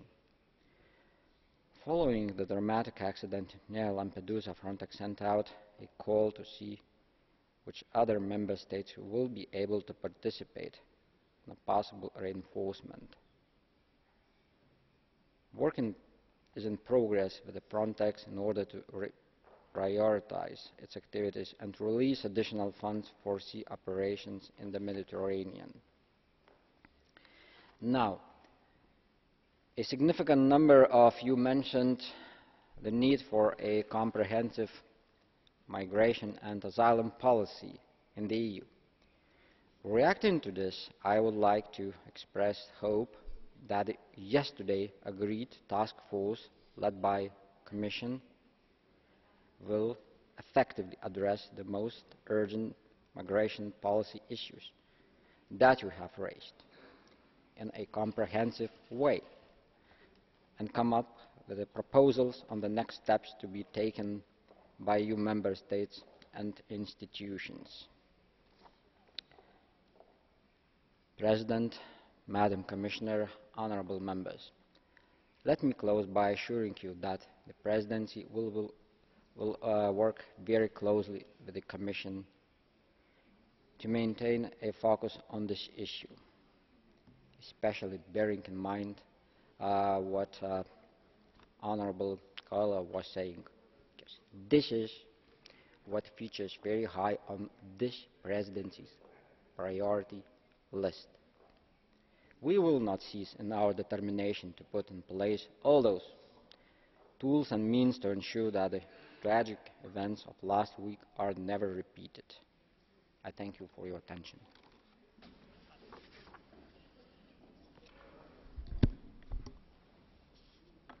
Onorevole Silvestris, è un richiamo al Mr. Silvestris, is this a point of order? I'm sorry, you can't use a blue card to speak to the Commissioner or the Council. I'm sorry, those are the rules of procedure. That brings the debate to a close. The vote will be taken at the next session. Ora un annuncio ricevuto dal gruppo. I now have an announcement. The S&D Group has requested Derek Vaughan's appointment as a member of the Budgetary Control Committee to replace Francesca Baraccio. If there are no comments, that appointment will be confirmed. Ora all'ordine del giorno. Next on our agenda, we have Mr. Mulder's report on the European Border Surveillance System, also known as Eurosur. I shall give the rapporteur, Mr. Mulder, the floor for 4 minutes. Dank u wel, mevrouw de voorzitter. Thank you, Madam President. In the last debate, Eurosur was mentioned several times. And that this is perhaps one of the big things we're going to be deciding on tomorrow as a follow-up to the last debate we had today. What's the purpose of Eurosur? It's to provide an EU framework for the exchange of information and cooperation, which is much more effective than what we currently have. Why are we doing that? Well, first of all, to clamp down on illegal and irregular immigration where that's possible, prevent cross-border crime being committed, and this is perhaps the most important contribution of the Parliament, we want more scope, better ways of saving human lives, particularly in the Mediterranean. And this is one of the most important points, the last one, which the Parliament contributed, and that's in Article 1 and Article 2 of the regulation. And in various parts of the passages of the text, references made to the need to save human lives. These are the external frontiers, and we're looking in particular at our neighbouring countries. But we can also mean there airports in certain countries under the regulation, if member states so desire. They can take that approach. There have been debates in this House on many occasions about how fundamental and human rights can be written into the Eurosur Treaty, non-refoulement, data protection, respect of human dignity. There are many places in the passages in the text, and Parliament attaches great significance and importance to them, to those references. National coordination centres are to be established in each of the member states. This is for collection of information by the authorities active in this area in the different member states with regard to protecting the external frontiers. We hope this will lead to improved cooperation within the countries themselves, because often the services in an individual country do not always cooperate with each other. Frontex must have the necessary information and disseminate that to the member states. And they need to see whether the situation which is sketched out by Frontex, whether there is any way of improving the situation. Frontex can also play a role in ensuring that certain member states can or will not receive assistance. An innovation here is the use of military information or military intelligence, which is not automatically available, but it's available on a need-to-know basis for successful operations. And we'll see in practice how this pans out. Now, I've mentioned the importance attached by this House to data protection and to privacy. In emergency cases, data can be exchanged with other authorities. We attach great importance to the use of existing EU agencies. For example, the Satellite Centre and a whole host of other agencies besides, which already exist. And we've got to cooperate better with our neighbouring countries. We've had examples of this instanced this afternoon. Let's build on what we can do so that we're able to get a handle on the situation, so that we can have interlocutors in other countries and have pathways for communication with other governments. The UK and Ireland must be able to work hand in hand and cooperate. Therefore, Madam President, I commend this report to the House. I think it's a good report, and I'd like to end with a word of thanks to my shadows, to the shadow rapporteurs and to their staff, who have made a very valuable contribution to getting this agreement. Thank you very much. Commissario Malmström, prego. Commissioner Malmström, you have the floor. Honourable members, let me start by congratulating the rapporteur on his birthday today, and also thanking him and the Libe Committee and the team around you for the work you've done, enabling us to finish the trilogues on the Eurosur regulation in less than 6 months. and I hope that Parliament and the Council will adopt this regulation so that it can enter into force in December as provided. This is something that has been discussed since 2008.